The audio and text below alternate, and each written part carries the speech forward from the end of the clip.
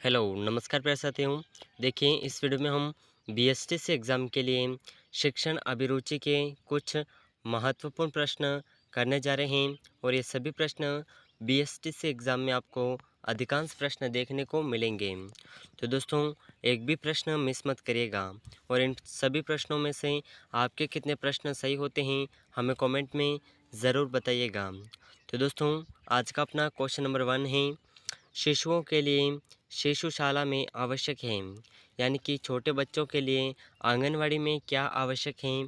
तो इसके ऑप्शन हैं, ऑप्शन नंबर ए खेल के अवसर प्रदान करना, ऑप्शन बी सामान्य ज्ञान देना, ऑप्शन सी भाषा पढ़ाना, ऑप्शन डी कहानियाँ सुनाना।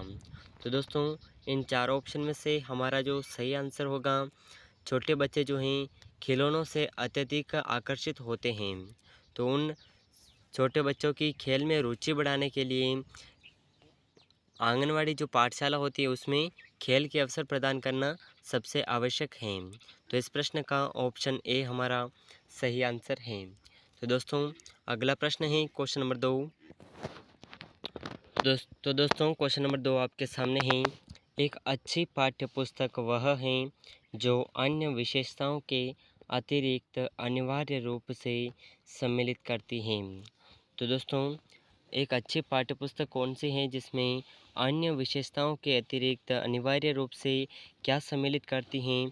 तो इसके ऑप्शन हैं, ऑप्शन नंबर ए परीक्षकों को निर्देश, ऑप्शन बी गृह कार्य के अभ्यास, ऑप्शन सी शिक्षकों को निर्देश, ऑप्शन डी प्रकरणों की सूची बहुत से। तो दोस्तों इन चार ऑप्शन में से हमारा सही आंसर होगा शिक्षकों को निर्देश देने वाली जो पुस्तक होती हैं वो सबसे अच्छी पाठ्य पुस्तक मानी जाती हैं।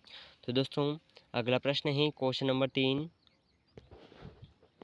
तो दोस्तों क्वेश्चन नंबर 3 आपके सामने है, वर्तमान समय में प्राइमरी शिक्षा की दुर्दशा का मुख्य कारण है। तो दोस्तों प्राइमरी स्कूल यानी कि जो छोटे स्कूल होते हैं उनकी सबसे ज़्यादा दुर्दशा का मुख्य कारण कौन सा है। तो इसके ऑप्शन हैं, ऑप्शन नंबर ए एकांकी परिवार, ऑप्शन बी छात्रों का दूरदर्शन में अधिक समय व्यतीत करना, ऑप्शन सी गाइड पुस्तकों पर भरोसा, ऑप्शन डी शिक्षक छात्र का विषम अनुपात। तो दोस्तों इन चार ऑप्शन में से हमारा सही आंसर होगा प्राइमरी शिक्षा की दुर्दशा का जो सबसे मुख्य कारण है, यह कारण है शिक्षक और छात्र का विषम अनुपात। तो ऑप्शन नंबर डी हमारा सही आंसर है। तो दोस्तों अगला प्रश्न है क्वेश्चन नंबर 4। तो दोस्तों क्वेश्चन नंबर 4 आपके सामने है, सभी बच्चों की एक ही समस्या है, तो आप उनकी समस्या का समाधान करते हैं। तो दोस्तों मान लीजिए कि आप एक टीचर हैं और क्लास में अगर किसी भी पूरी क्लास के बच्चों को कुछ नहीं समझ में आ रहा है तो उनकी समस्या का समाधान आप किस प्रकार करेंगे। तो दोस्तों इसके ऑप्शन हैं, एक एक करके, ऑप्शन बी सामूहिक ढंग से, ऑप्शन सी पहले छोटे बच्चों का, ऑप्शन डी पहले बड़े बच्चों का। तो दोस्तों इन चार ऑप्शन में से हमारा सही आंसर होगा सभी बच्चों की एक ही समस्या है तो हमें सामूहिक ढंग से सामूहिक रूप से उसका समाधान करना चाहिए। तो ऑप्शन नंबर बी इसका सही आंसर है। तो दोस्तों अगला प्रश्न है क्वेश्चन नंबर 5। तो दोस्तों क्वेश्चन नंबर 5 आपके सामने है, जो आपकी सही आलोचना करता है तो उसके साथ आपका व्यवहार अपेक्षित होगा। तो दोस्तों जो आपकी सही आलोचना करता है तो उसके साथ में आपका व्यवहार कैसा होगा। तो इसके ऑप्शन हैं, एक मित्र के रूप में, ऑप्शन बी एक मूर्ख के रूप में, ऑप्शन सी एक आलोचना के रूप में, ऑप्शन डी इनमें से कोई नहीं। तो दोस्तों जो आपकी आलोचना करता है उसके साथ आपका व्यवहार किस प्रकार होगा, एक मित्र के रूप में होता है। तो अगला प्रश्न होगा हमारा क्वेश्चन नंबर 6। तो दोस्तों क्वेश्चन नंबर 6 आपके सामने है, एक प्रभावी अध्यापक के लिए आवश्यक नहीं मानते। तो दोस्तों एक प्रभावी अध्यापक के लिए क्या आवश्यक नहीं होता है। तो इसके ऑप्शन हैं, ऑप्शन नंबर ए केवल दंड देने वाला हो, ऑप्शन बी वह विषय को रोचक बनाता हो। ऑप्शन सी सृजनशील हो। ऑप्शन डी वह उत्तम व्यक्त हो। तो दोस्तों इन चारों ऑप्शन में से हमारा सही आंसर होगा एक प्रभावी अध्यापक जो होता है उसके लिए जो आवश्यक नहीं है यह है कठोर केवल दंड देने वाला। क्योंकि एक प्रभावी शिक्षक हमेशा अपनी बातों और अपने स्वभाव से ही बच्चों को आसानी से नियंत्रित कर सकता है। उसे दंड देने की कोई ज़रूरत नहीं होती है। तो इस प्रश्न का ऑप्शन ए हमारा सही आंसर होगा। तो दोस्तों अगला प्रश्न है क्वेश्चन नंबर 7। तो दोस्तों क्वेश्चन नंबर 7 आपके सामने है प्रभावी संप्रेषण संभव हो सकता है। तो दोस्तों प्रभावी संप्रेषण तो दोस्तों एक प्रभावी संप्रेषण तभी संभव हो सकता है जब तो इसके ऑप्शन ही श्रोता के स्तर को जानकर। ऑप्शन बी आपके उचित शब्द प्रयोग से। ऑप्शन सी आपके विस्तृत ज्ञान से। ऑप्शन डी जोर से बोलकर। तो दोस्तों प्रभावी संप्रेषण तभी संभव होता है जब श्रोता के स्तर को जानकर। तो इसका ऑप्शन ए हमारा सही आंसर है। तो दोस्तों अगला प्रश्न है क्वेश्चन नंबर 8। नैतिक शिक्षा का उत्तरदायित्व होना चाहिए। तो दोस्तों नैतिक शिक्षा का उत्तरदायित्व क्या होना चाहिए। तो इसके ऑप्शन हैं ऑप्शन नंबर ए स्कूल के ऊपर। ऑप्शन बी समाज के ऊपर। ऑप्शन सी अभिभावक के ऊपर। ऑप्शन डी धर्म गुरु के ऊपर। तो दोस्तों नैतिक शिक्षा का जो उत्तरदायित्व है यह उत्तरदायित्व होना चाहिए स्कूल के प्रति। तो इस प्रश्न का ऑप्शन ए हमारा सही आंसर है। तो दोस्तों अगला प्रश्न है क्वेश्चन नंबर 9। तो दोस्तों क्वेश्चन नंबर 9 आपके सामने है छोटे बच्चों की शिक्षा देना जरूरी है परंतु उनके ऊपर किस प्रकार का बोझ अपेक्षित नहीं। तो दोस्तों छोटे बच्चों को शिक्षा देना जरूरी है लेकिन उनके ऊपर किस प्रकार का बोझ अपेक्षित नहीं है। तो इसके ऑप्शन हैं ऑप्शन नंबर ए लिखने का बोझ। ऑप्शन बी पढ़ने का बोझ। ऑप्शन सी गृह कार्य का बोझ। ऑप्शन डी विद्यालय जाने का बोझ। तो दोस्तों इन चार ऑप्शन में से हमारा सही आंसर होगा ऑप्शन नंबर सी सही आंसर है। उनके ऊपर गृह कार्य का बोझ नहीं होना चाहिए। तो दोस्तों अगला प्रश्न है अपना क्वेश्चन नंबर 10। तो दोस्तों क्वेश्चन नंबर 10 आपके सामने है जब आपके छात्र उन्नति करते हैं तो आप महसूस करते हैं। तो दोस्तों मान लीजिए कि आप एक शिक्षक हैं और आप पढ़ाते हैं और उनमें से आपके छात्र उन्नति करते हैं तो आपको किस प्रकार महसूस करते हैं। तो इसके ऑप्शन हैं आत्मसंतोष की भावना। ऑप्शन बी प्रसन्नता की भावना। ऑप्शन सी ईर्ष्या की भावना। ऑप्शन डी आत्मग्लानि की भावना। तो दोस्तों इन चारों ऑप्शन में से हमारा सही आंसर होगा ऑप्शन नंबर ए सही आंसर है। जब हमारा कोई छात्र उन्नति या फिर अच्छे से कार्य करता है तो हमें आत्मसंतोष की भावना होती है कि हमारे पढ़ाया हुआ कुछ तो काम आया। तो इस प्रकार ऑप्शन नंबर ए हमारा सही आंसर है। तो दोस्तों अगला प्रश्न है क्वेश्चन नंबर 11। तो दोस्तों क्वेश्चन नंबर 11 आपके सामने है शिक्षा के माध्यम से कल्याण होता है। तो दोस्तों शिक्षा के माध्यम से कौन से वर्ग का कल्याण होता है। तो इसके ऑप्शन हैं समाज के सभी वर्गों का। ऑप्शन बी आदर्श परिवार का। ऑप्शन सी मनुष्य के व्यक्तित्व का। ऑप्शन डी छात्र व छात्राओं का। तो दोस्तों शिक्षा के माध्यम से समाज के सभी वर्गों का कल्याण होता है क्योंकि दोस्तों शिक्षा कभी भेदभाव नहीं करती है। तो दोस्तों इस प्रश्न का ऑप्शन ए हमारा सही आंसर है। तो अगला प्रश्न है क्वेश्चन नंबर 12।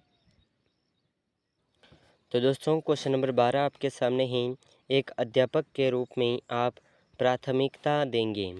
तो दोस्तों मान लीजिए कि आप एक अध्यापक हैं तो आप कौन से विषय को सबसे अधिक प्राथमिकता देंगे। तो ऑप्शन है विज्ञान विषयों को। ऑप्शन बी वैज्ञानिक दृष्टिकोण एवं विचार को। ऑप्शन सी उच्च विचारों को। ऑप्शन डी आस्था को। तो दोस्तों इन चार ऑप्शन में से हमारा सही आंसर होगा ऑप्शन नंबर बी, वैज्ञानिक दृष्टिकोण एवं विचार को हम प्राथमिकता देंगे। क्योंकि दोस्तों कोई भी कार्य करते हों उसमें हम सिर्फ अपना विचार रख सकते हैं। तो इसी प्रकार एक वैज्ञानिक दृष्टिकोण होता है उसके पीछे। तो इस प्रश्न का ऑप्शन नंबर बी हमारा सही आंसर है। तो दोस्तों अगला प्रश्न है क्वेश्चन नंबर 13। तो दोस्तों क्वेश्चन नंबर 13 आपके सामने ही। आपके अध्यापन करते समय यदि कोई छात्र आपकी त्रुटियों की ओर संकेत करता या करती है तो आप क्या करेंगे? तो दोस्तों जैसा कि आप कोई पाठ्य पुस्तक या कोई टॉपिक पढ़ा रहे होते हैं और उनमें से आपके छात्र उन गलतियों को पकड़ते हैं तो आप क्या करते हैं? तो इसके ऑप्शन हैं, छात्रा को कक्षा के बाद मिलने के लिए कहेंगे। ऑप्शन बी, छात्रा को चुप रहने के लिए कहेंगे। ऑप्शन सी, स्वीकार कर लेंगे। या ऑप्शन डी, दूसरे दिन अच्छी तैयारी करके जाएंगे। तो दोस्तों इन चार ऑप्शन में से हमारा सही आंसर होगा ऑप्शन नंबर सी हमारा सही आंसर है। हम उन गलतियों को स्वीकार करेंगे कि यहाँ पर हमारी गलती है। तो दोस्तों इन चार ऑप्शन में से ऑप्शन नंबर सी हमारा सही आंसर है। तो दोस्तों क्वेश्चन नंबर 14 आपके सामने ही। आपको मालूम हुआ है कि आपके प्रधानाचार्य संस्था में कुछ गलत कार्य कर रहे हैं तो आप क्या करेंगे? तो दोस्तों मान लीजिए कि आपके प्रधानाचार्य संस्था में कुछ गलत कार्य कर रहे हैं तो आप क्या करेंगे? तो इसके ऑप्शन हैं, ऑप्शन नंबर ए, उच्चाधिकारियों से शिकायत करेंगे। ऑप्शन बी, उन्हें समझाने का प्रयास करेंगे। ऑप्शन सी, उस तरफ से अनदेखी करेंगे। ऑप्शन डी, साथियों से परामर्श करके ही कोई निर्णय लेंगे। तो दोस्तों इन चारों ऑप्शन में से हमारा सही आंसर है ऑप्शन नंबर बी सही आंसर है, उन्हें समझाने का प्रयास करेंगे। तो इस प्रश्न का ऑप्शन बी हमारा सही आंसर है। तो दोस्तों अगला प्रश्न है क्वेश्चन नंबर 15। तो दोस्तों क्वेश्चन नंबर 15 आपके सामने ही। प्रौढ़ शिक्षा किन व्यक्तियों के अधिकार में होनी चाहिए? तो दोस्तों प्रौढ़ शिक्षा कौन से व्यक्तियों के अधिकार में होनी चाहिए? तो इसके ऑप्शन हैं, ऑप्शन नंबर ए, सरकार के हाथ में। ऑप्शन बी, शिक्षित व्यक्तियों के हाथ में। ऑप्शन सी, गैर सरकारी समितियों के हाथ में। ऑप्शन डी, उपरोक्त सभी के हाथ में। तो दोस्तों प्रौढ़ शिक्षा जो है यह गैर सरकारी समितियों के हाथ में होनी चाहिए। तो इस प्रश्न का ऑप्शन सी हमारा सही आंसर है। तो दोस्तों अगला प्रश्न है क्वेश्चन नंबर 16। तो दोस्तों क्वेश्चन नंबर 16 आपके सामने ही। मान लीजिए कि आप एक शिक्षक हैं और यदि कोई अभिभावक आपसे मिलने कभी नहीं आता है तो आप क्या करेंगे? तो इसके ऑप्शन हैं, ऑप्शन नंबर ए, बालक को दंड देना प्रारंभ कर देंगे। ऑप्शन बी, बालक पर ध्यान नहीं देंगे। ऑप्शन सी, उनसे स्वयं मिलने जाएंगे। ऑप्शन डी, अभिभावक को लिखेंगे। तो दोस्तों इन चार ऑप्शन में से हमारा सही आंसर होगा, यदि कोई अभिभावक आपके बुलाने या फिर आपको कभी भी मिलने नहीं आया है तो आप क्या करेंगे? ऑप्शन नंबर डी हमारा सही आंसर होगा। अभिभावक को पत्र लिख कर के उन्हें सूचित करेंगे। तो इस प्रश्न का ऑप्शन डी हमारा सही आंसर है। तो अगला प्रश्न है क्वेश्चन नंबर 17। तो दोस्तों क्वेश्चन नंबर 17 आपके सामने ही। शिक्षकों के बीच संघर्ष का सबसे दूषित परिणाम होता है। तो दोस्तों शिक्षकों के बीच संघर्ष का सबसे दूषित परिणाम क्या होता है? तो इसके ऑप्शन हैं, ऑप्शन नंबर ए, शिक्षण समय में कमी। ऑप्शन बी, छात्रों का व्यवहार बिगड़ जाना। ऑप्शन सी, पाठ्य सहगामी क्रियाएं प्रभावित होना। ऑप्शन डी, प्रधानाध्यापक तथा अध्यापकों के संबंध खराब हो जाना। तो दोस्तों इन चार ऑप्शन में से हमारा सही आंसर होगा, शिक्षकों के बीच संघर्ष का सबसे दूषित परिणाम होता है छात्रों का व्यवहार बिगड़ जाना। तो ऑप्शन नंबर बी हमारा सही आंसर है। तो दोस्तों अगला प्रश्न है क्वेश्चन नंबर 18। तो दोस्तों क्वेश्चन नंबर 18 आपके सामने ही। छात्रों में अनुशासन बनाए रखने के लिए एक शिक्षक की कौन सी भूमिका सराहनीय है? तो दोस्तों छात्रों के अनुशासन बनाए रखने के लिए शिक्षक की जो भूमिका सराहनीय है या भूमिका कौन से हैं? तो इसके ऑप्शन हैं शिक्षक की अपनी योग्यता, ऑप्शन बी शिक्षक का विचार, ऑप्शन सी शिक्षक का व्यक्तित्व, ऑप्शन डी शिक्षक की कक्षा प्रबंध की क्षमता। तो दोस्तों इन चार ऑप्शन में से हमारा सही आंसर होगा ऑप्शन नंबर डी सही आंसर है शिक्षक की कक्षा प्रबंध की क्षमता। तो दोस्तों अगला प्रश्न है क्वेश्चन नंबर 19। तो दोस्तों क्वेश्चन नंबर 19 आपके सामने है। किस विद्वान ने कहा था कि शिशु का मस्तिष्क कोरी स्लेट होता है? तो दोस्तों ये कौन से विद्वान हैं जिनके द्वारा कहा गया है कि बच्चों का मस्तिष्क कोरी स्लेट होता है? तो दोस्तों इसके ऑप्शन हैं Rousseau, option B Plato, option C Adler, option D Butler. तो दोस्तों इन चार ऑप्शन में से हमारा सही आंसर होगा, इस विद्वान का नाम है ऑप्शन नंबर बी प्लेटो। तो दोस्तों अगला प्रश्न है अपना क्वेश्चन नंबर 20। तो दोस्तों क्वेश्चन नंबर 20 आपके सामने है। किस विद्वान ने सीखने के 5 चरण बताए थे? तो इसके ऑप्शन हैं Froebel, option B Herbart, option C Plato, option D Comenius. तो दोस्तों इन चार ऑप्शन में से वह कौन सा विद्वान है जिसने सीखने के 5 चरण बताए हैं? तो इसका सही आंसर होगा अपने ऑप्शन नंबर बी हार्बर्ट ने बताए हैं। तो दोस्तों शिक्षण अभिरुचि के ये 20 महत्वपूर्ण प्रश्न थे जो आपको बीएसटीसी एग्ज़ाम में अधिकांश प्रश्न देखने को मिलेंगे। तो दोस्तों अगर आप चैनल पर नए हैं तो चैनल को सब्सक्राइब कर लीजिएगा। वीडियो को अभी तक लाइक नहीं किया है तो वीडियो को एक लाइक ज़रूर कर दीजिएगा। और राजस्थान जीके की ऐसे ही महत्वपूर्ण क्लासेस पाने के लिए हमारे साथ जुड़े रहिएगा। मिलते हैं नेक्स्ट वीडियो में, तब तक के लिए जय हिंद, जय भारत।